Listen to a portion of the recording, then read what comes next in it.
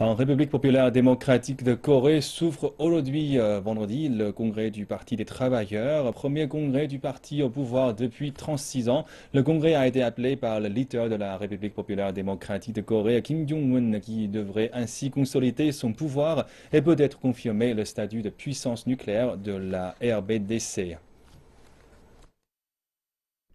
C'est en octobre 1980 que s'est tenu le dernier congrès du Parti des travailleurs de la RPDC, sous l'égide de Kim Il-sung, fondateur de la RPDC et grand-père de Kim Jong-un, qui n'était pas encore né. Aujourd'hui, les choses sont différentes. La RPDC est une puissance nucléaire, et le monde attend de voir si elle va officiellement se déclarer comme telle.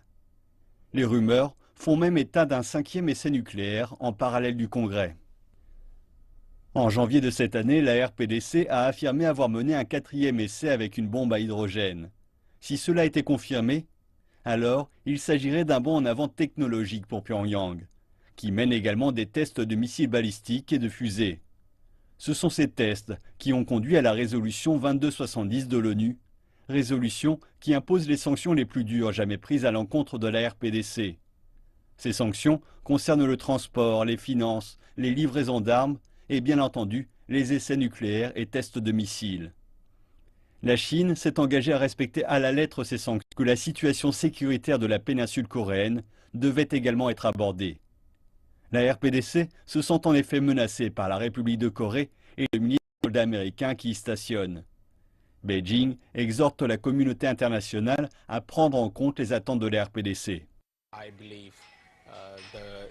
Je pense que le rejet par les États-Unis et la République de Corée de la récente proposition de la RPDC, cette suspension temporaire des essais nucléaires en échange d'une suspension des manœuvres militaires des États-Unis et de la République de Corée, est une occasion ratée, si ce n'est une erreur. Pour Beijing, l'objectif à court terme est la reprise des pourparlers assis sur la RPDC, qui implique les deux Corées, la Chine, la Russie, les États-Unis et le Japon. Mais dans l'environnement actuel, les chances de réussite sont minimes. 60 ans après la division de la Corée, la péninsule est toujours dans l'impasse.